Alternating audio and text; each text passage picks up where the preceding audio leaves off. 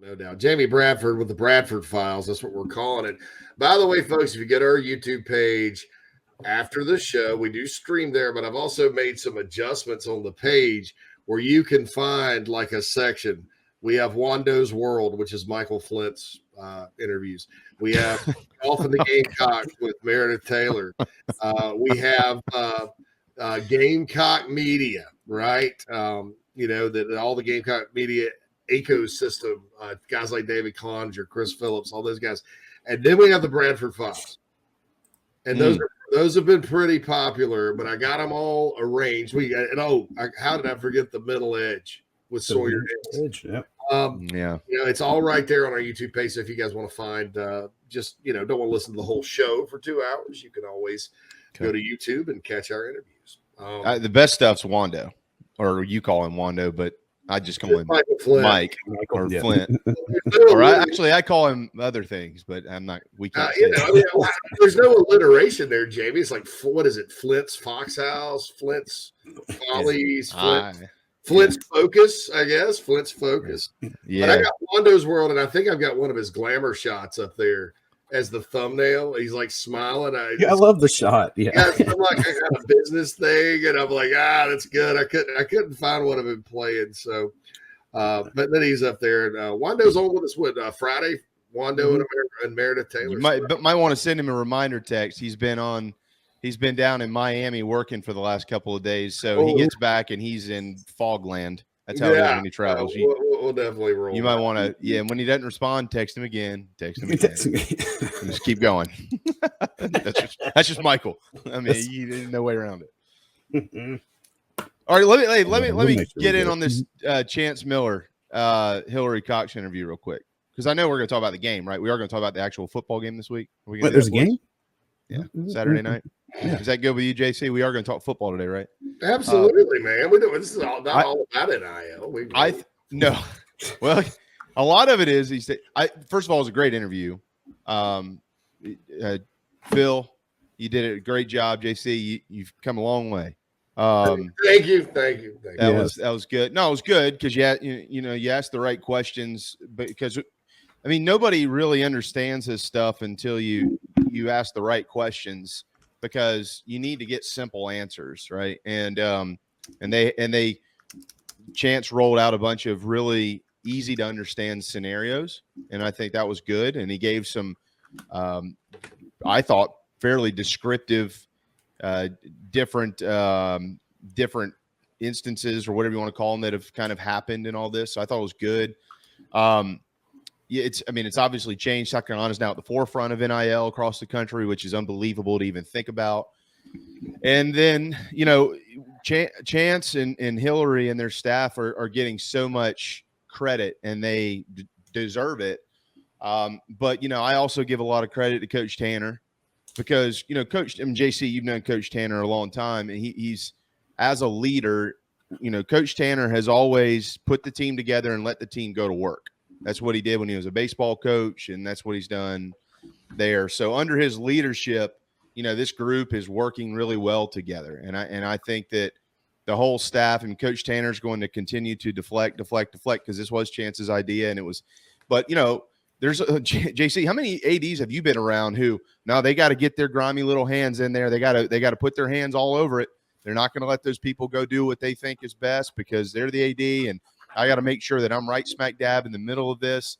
And from what I understand, as much as Coach Tanner, is in the middle of everything, he also lets them work. And you got an idea, all right, you go do it. Let's see what happens here. So I credit the whole university. I think this is an outstanding step in the right direction for all athletes at South Carolina, not just in football. And I really, really, really look forward to seeing how it transpires over the next couple of years and beyond that, because this certainly is groundbreaking.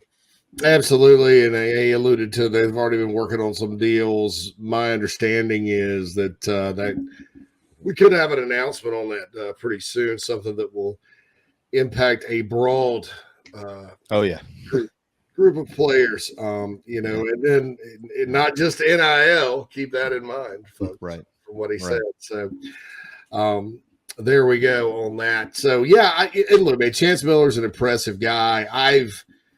Until I started Carolina Rise, I knew him. I knew who he was. very little contact with him, because when you're kind of on the media side of things, JB, and I didn't have a daily show like this, so no need for guests. If one of my writers has a good relationship with somebody who's probably a pretty good source or whatever, I just kind of let him roll with it. And that was, of course, John Whittle, who has many sources at the university. Yeah, he does. With him. Silent assassin. Silent assassin. But I got I went and met with him at Carolina Rise because you want to make sure that if you're doing something like that, you're kind of in compliance and talk to them about what the future holds and what's coming down the road. And I had when I sat there and met him, I flew to Columbia, had lunch, with he and Hillary. I used to work for a guy named Shannon Terry, who started Rivals, who started 24/7. He has On 3 now. Shannon's probably one of those smart, innovative people that I know. And I don't say that about everybody, right? Because I kind of consider myself a pretty smart guy, but it was kind of like meeting Shannon, just kind of that. This guy knows what he's talking about. He understands fans. He understands their thought process. He also understands the business angle and honest to God, and Shannon was like this, and I think great coaches are like this. This is what drives me crazy sometimes about when we talk about the offense last year, which I'm not going to discuss. Great leaders find workarounds to issues, right? Yep. And look, man, I hope one day Carolina Rise has $5 million in it, right? Great, super, fine. All goes to players. But South Carolina didn't have a collective like Tennessee where the Haslam guy just writes a check and these guys fly around in orange blazers and sign players. They didn't have something called the fund where oil money just pours into it at Texas A&M. All of a sudden, they're signing 5 stars. They didn't, Clemson, for their NIL collective, sort of hired a guy from IPTAY and kind of they siphoned it off of it. The $5.5 million they have, my understanding is a lot of it came from donors to IPTAY, and they kind of did an either or. There just wasn't that in place at South Carolina. And so, right. I think with the people here, sometimes, number one, you're never going to get the numbers there because there's just not that many, people that are willing to give that much or more than they can afford to. But what you want to find are workarounds. How can you be, and the word you keep getting is competitive. How can you compete in this space? And the other thing is this is going to last the test of time. Let's say they ban collectives. Let's say that's a new rule all of a sudden. No more collectives. It all has to go in-house. South Carolina is going to be uniquely positioned to continue to give lucrative NIL deals where everybody else can be scrambled. Oh, yeah, no question. I mean, they have I like how Hillary worded one of her answers earlier, and you got one big wheel and you've got a lot of different spokes on it, because you're right. At some point in time, one of those spokes could fall off for whatever reason it may be. And you've got to make sure that you haven't pigeonholed yourself as to how you're trying to do business in the future, because, I mean, this isn't going away. It's here to stay. And, there are some things that they need to clean up collectively across the entire sport when it comes to NIL. We all know that. We all get it. But you have to make sure that you're flexible in how you are able to utilize NIL for your student athletes and for the kids on your campus, your entire university. So, it just seems to me, JC, I mean, you're in charge of Carolina Rise. There's other, I think, great, ideas and collectives out there. Pat DeMarco is doing what he's doing amongst others inside of the athletics department and helping young men and young ladies or whoever it is facilitate deals. I mean, he's just with football, but so you've got that, and then you've got the big deal. Now you've got the big corporate stuff. So there's just a lot of different angles you're going to come at this from, and it's going to protect you in the future from guidelines and regulations that maybe prevent you from using one of those spokes on the wheel, right? So if you have to adjust something, that's fine. You've got plenty of adjustments, plenty of options, I would say, that you can use to adjust. So they've done a nice job putting this thing together. And again, that was the most informative interview I've heard on it coming from within the university thus far with both Hillary and Chance earlier today on your program. Yeah, and I thank them so much for coming on, man. It was Mhm. we had Hillary booked last week, and then things got delayed, and so then so I talked to her last night. She's like, "All right, on your show tomorrow, and I've got Chance coming on." Now, I didn't even want to announce it because I was like, what if he gets busy? People are going to be disappointed. But certainly was a great interview. Okay, Georgia State's coming to town. Sean Elliott is coming to town. I've thought about this game for a moment after running carpool this morning. I may have lost my mind for a bit. I started thinking about the Gamecocks offense, and I let go of reality maybe a little bit. And I was like, they're going to have a hard time stopping Carolina. And somebody asked me what the advantages were on the I Help Consulting mailbag earlier. I think South Carolina can run it against the Georgia State defense, and I think if they can, it's going to be a long night for the Panthers on that side of the ball. What say you? Yeah, look, first of all, I really appreciate what Coach Elliott has built over there. I mean, if you look at what he's done, they've gotten better every year, and he's done what the really good programs do. JC, they build it from the inside out on the field. So he has done a nice job of making sure that both lines of scrimmage are shored up. They've got 17 of their 22 starters this weekend, I think, or at least juniors and seniors, if not fourth-year juniors and fifth-year seniors and sixth-year seniors and all that type of stuff. So they've got a lot of guys over there who played a lot of football. I put out a tweet, I think it was maybe 2 days ago, that the starting offensive line for the Gamecocks this weekend has 109 career starts amongst them, which is about an average of 22 per guy. That's pretty good. Georgia State's starting offensive line this weekend has 141 career starts. Wow. These guys have been around a while, and Sean has done a nice job with keeping them together, keeping them healthy. And last year, after that, a rough start record-wise, I think they finished, winning 6 of their final 7 games or something like that. So it was a nice end of the season. They're a good football team. But yeah, when you say that, when you start to talk about the offense for South Carolina and you look at what the matchups are going to look like, it's interesting because this Georgia State defense, I'm not sure if anybody's aware of it or not. I am now because luckily I read the infamous Steve Fink game notes, who's a pro at what they do, by the way. But Georgia State is 6th in the country the last 2 seasons in number of sacks. 73 combined sacks by that defense in the last 2 years, okay? The teams in front of them, Pittsburgh, Alabama, Oklahoma State, Clemson, Georgia. And it's pretty good company there for those guys. But they are a little undersized on that side. They are. I think that defensive line, the guys up front, because they're going to show you multiple looks. They have a lot of sacks because they send linebackers, they send pressure. If you've watched them play, you know where it comes from. But up front, though, JC, they're a little light up there in the britches, only averaging about 255, 260 pounds or so on the defensive side of the football. And so you'd like to think an offensive line, an SEC offensive line that returns 110 career starts is going to be able to go up there and, for the most part, do what they want. With that said, with those pressures and type things, we know what were the problems last year, right? Like guys whiffing on pressure, running backs not knowing who to pick up, not knowing your assignment, get confusion, missed assignments up front. Those were all the things that were constantly, when you take 2 steps forward or 1 step forward, you take 2 steps back. And so hopefully those type things are cleaned up, because those are the things that can make you look up in the third quarter and you're going, why is this a 17-13 ball game? Like, what's going on here? Those are those little type deals. So, on paper, when you look at it, okay, Carolina's got better players. They should be able to run the football, and they need to run the football and get that established and control the line of scrimmage.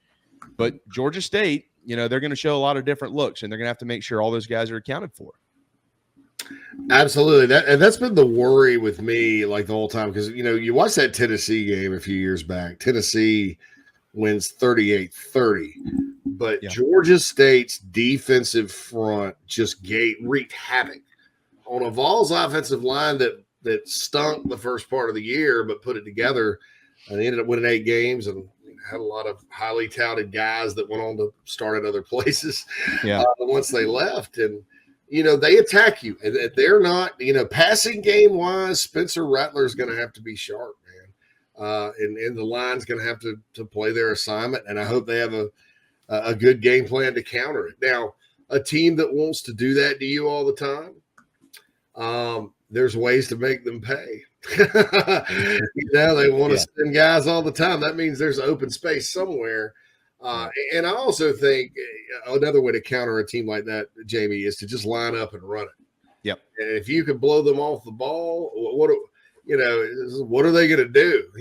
I mean, and then that causes them to back off a bit and be more cautious and all that. Because for what Ben Moore, our Georgia State expert, said earlier this week, their secondary is sort of a bend but don't break outfit.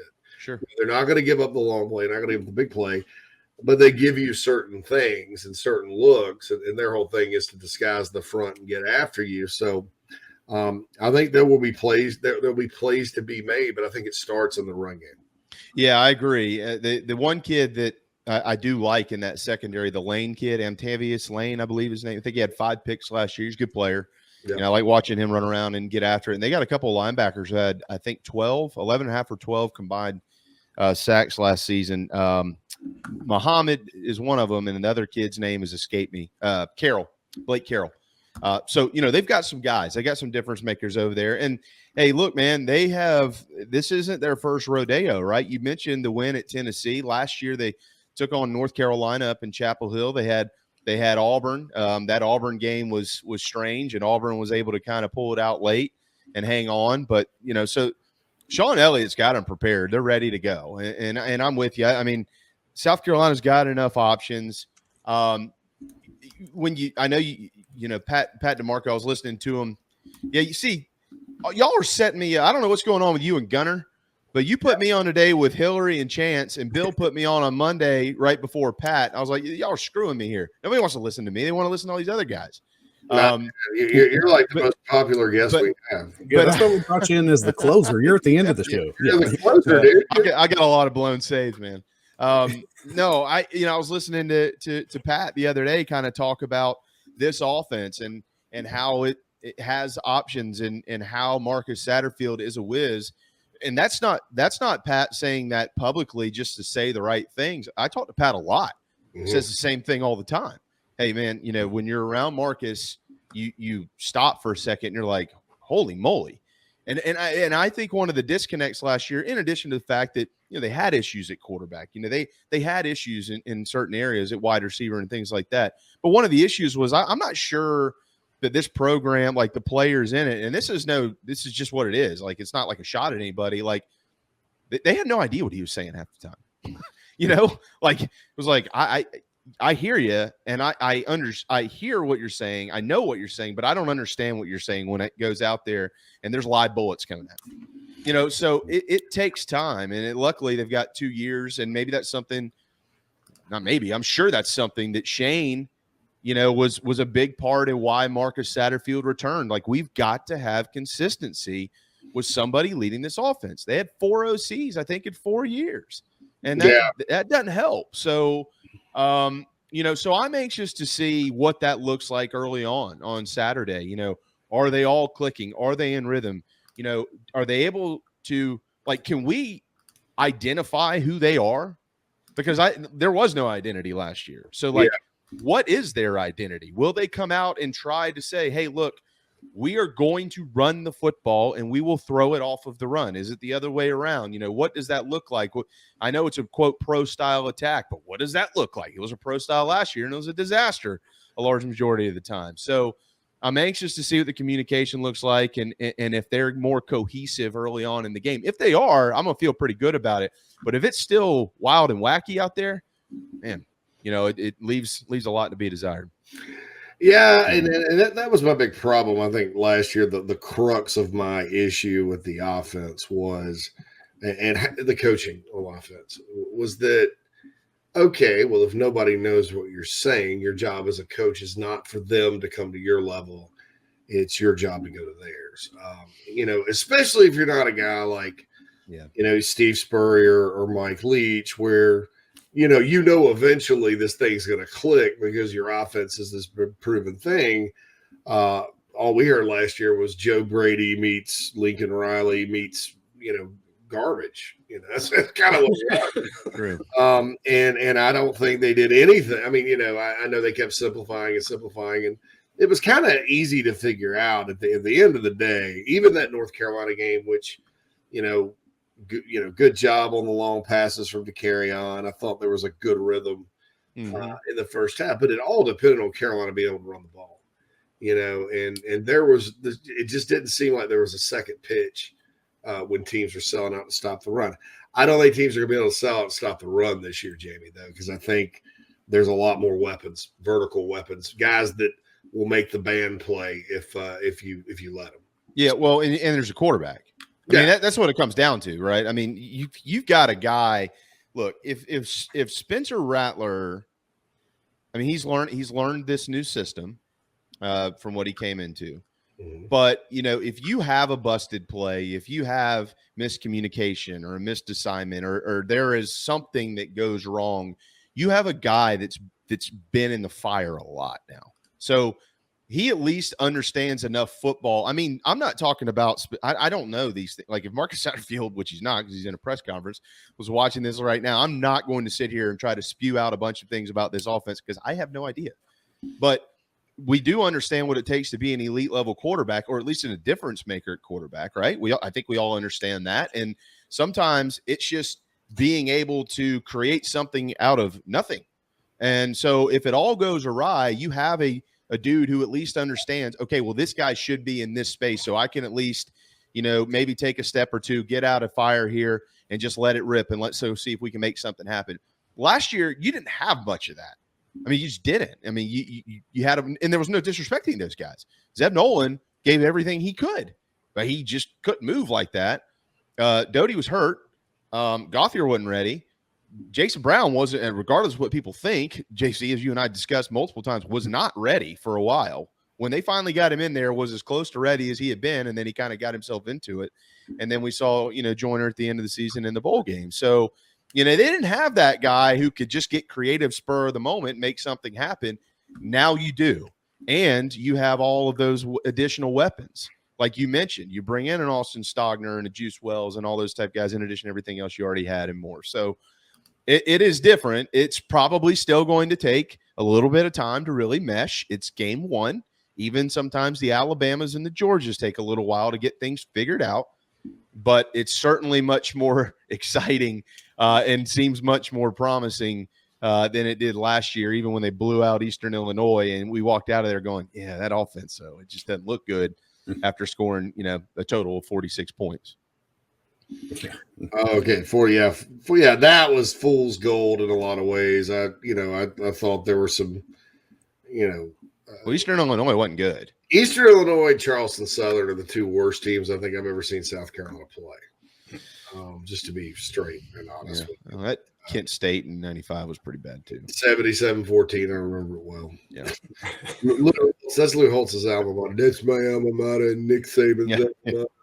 They're not physical enough. And I think Satterfield's interesting because, like, when you talk to people, there are a lot of opinions about what exactly happened last year, and I'll never, ever, ever believe it wasn't too complicated.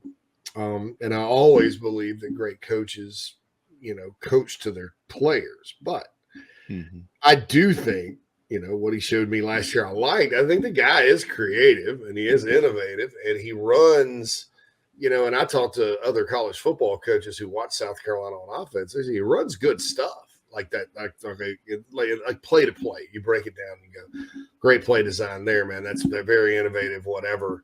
Well, he got that guy open. That guy should have been open, quarterback one-hopped it or whatever. So, you can see a complete 180 on the narrative about Marcus Satterfield this year. And I'll gladly say, well, yeah, it's probably because he's playing 4 quarterbacks.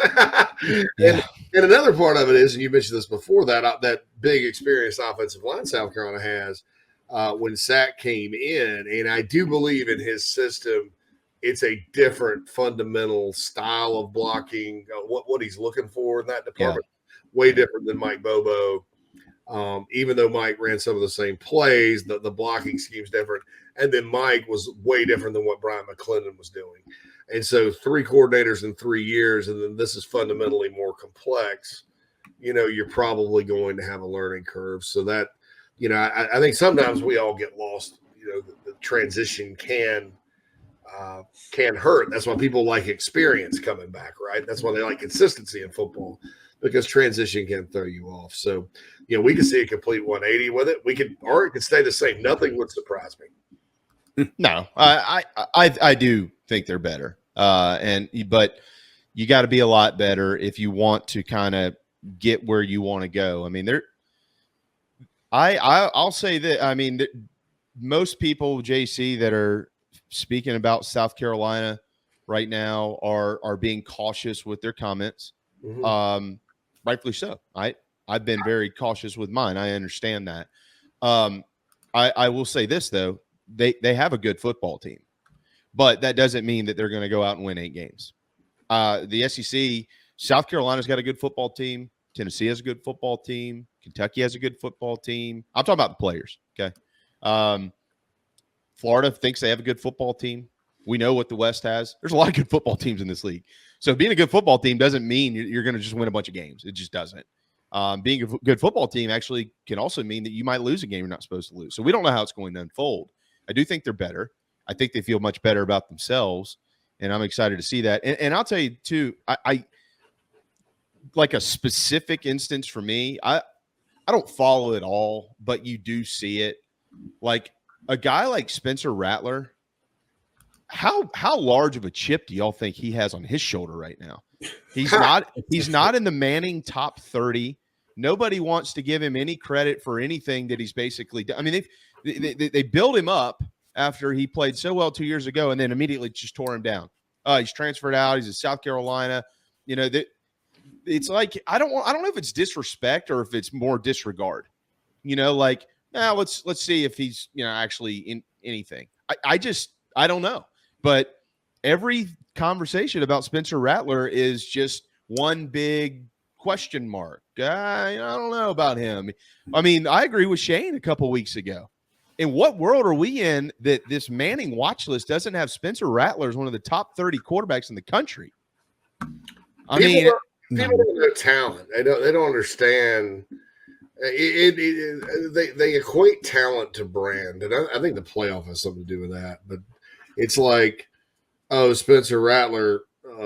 He's in Oklahoma. Oh, they're fun to watch, even though nobody plays defense in that league. It's almost like JC. I'm sorry to interrupt, but it's almost like I don't know. Every quarterback that went to Oklahoma under Lincoln was really good. No doubt, it's lazy. It's just lazy. Yeah. Coming from recruiting, players are players. Like you can't sit there. Now, look, if Paul Johnson had recruited Colin Hill to play quarterback for him, then Colin Hill does not project right in that offense, the option that Georgia Tech's run. Probably not. There are things like scheme fit you have to take into consideration, but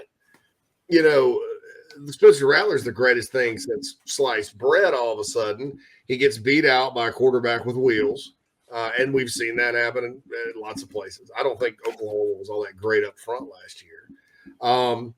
And then comes South Carolina, and you've mentioned this before.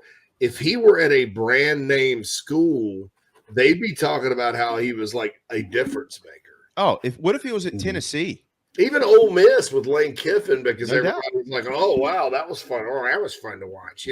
Exactly. So, is this more reflective? The national conversation, is it more reflective of Spencer Rattler, or is it more reflective of South Carolina? I think South Carolina in a lot of ways, because I don't think they understand. I don't think anybody's looked at the other personnel. I mean, I don't think anybody knows how good Juice Wells is going to be. I think. Maybe with Stogner, they're just looking at the stats, or Jaheim Bell looking at the stats, and they remember how bad Carolina struggled last year. They've already written off Marshawn Lloyd, because he hadn't done much. So to me, that sets up for, if everyone plays to their potential, which is not always the case anywhere, South Carolina could be a major surprise this year, and that would be good. But I don't think we're ever going to escape the stupidity in college football media wise these days, and it's gotten worse the last 5-10 years with some of the younger crowd. Where it's just. They're married to star ratings. They're and look, I was on a show with Bill King recently, and he said they just don't make them like you guys back in the day, and they don't. And I think it all starts with recruiting, and people don't know what the hell they're doing, how to even evaluate. They don't think about things. They're obsessed with brands. They just automatically chalk it up. And then the national media feeds off that and says, well, all these teams have all these best players. And really, honest to God, guys, there's one team in the country that's had the best players for about 14 years. And we're living through the greatest dynasty in the history of college football.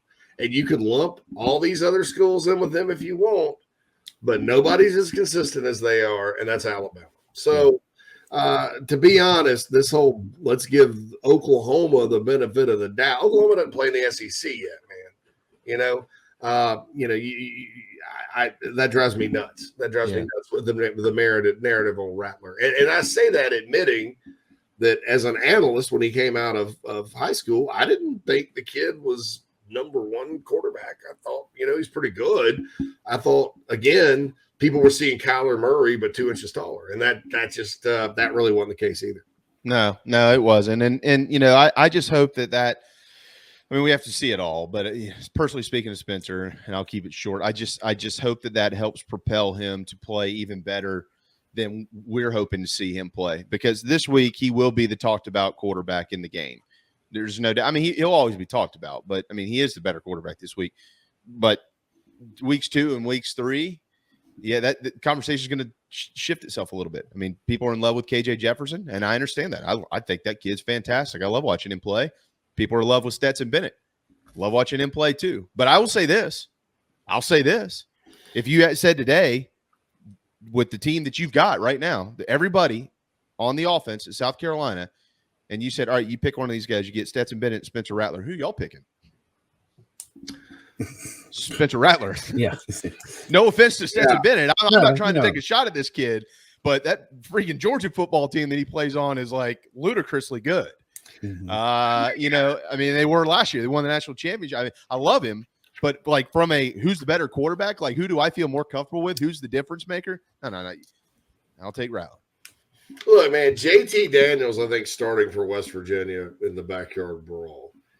And I thought JT as a junior, if he hadn't come out early and gone to Southern Cal, he'd have been the number one guy in the country the next year. But he said the ACL injuries could never shake Stetson Bennett at Georgia, despite what their fans thought. Now he's at West Virginia. He is getting infinitely more hype than Spencer Rattler. Also, Jackson Dart, who may not even start at Ole Miss, that started last year at Southern Cal for a minute.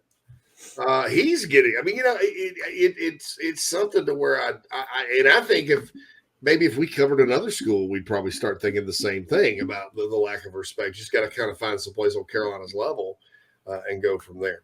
All right, Jamie, do you have a score prediction for this weekend? Well, I think I do think that this is going to be a little bit of a dogfight early as both teams try to get their feet underneath them. Georgia State, a lot of credit to Sean, as we mentioned earlier.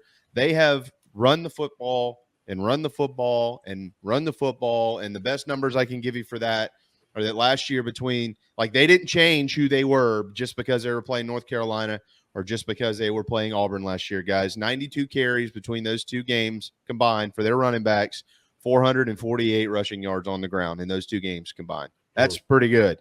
And when they were at Tennessee the year before that, they went up there and ran for 213 yards on 53 carries. So they're not going to change who they are just because they're coming into the house of an SEC program with an SEC defense. They are going to run the football. So stop the run.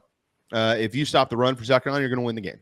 I don't think that there's a whole lot to it other than that. Stop the run, you'll win the game, establish the run, and you'll probably separate yourself in the ball game. I'm going to give them at least 30, maybe a 31, 34, 17 type game, 14, something like that. It'll be a nice opening week win. I don't think it'll blow anybody's brains out.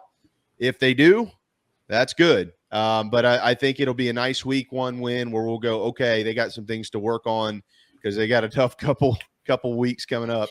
I do think they cover that spread that everybody's talking about, and I like the Gamecocks, and hopefully Saturday night at Williams-Brice Stadium with all the new stuff is on fire. I think it will be. Yeah, definitely should be. Mm-hmm.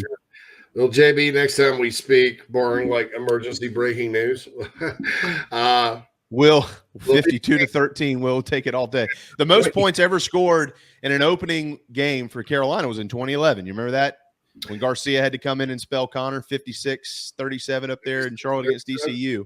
Yeah, Lincoln Riley was the OC at East Carolina at that point. They got a 17 zip, and then that was a scary day. Marcus Lattimore and Garcia just when Garcia came in, Lattimore went crazy, and Antonio Allen, I think, had like a pick 6 in that one, and that kind of set the tone for his big year. But that was as an interesting game. That was the first of the Charlotte games, and that was kind of when the water started being poisoned by playing in that stadium.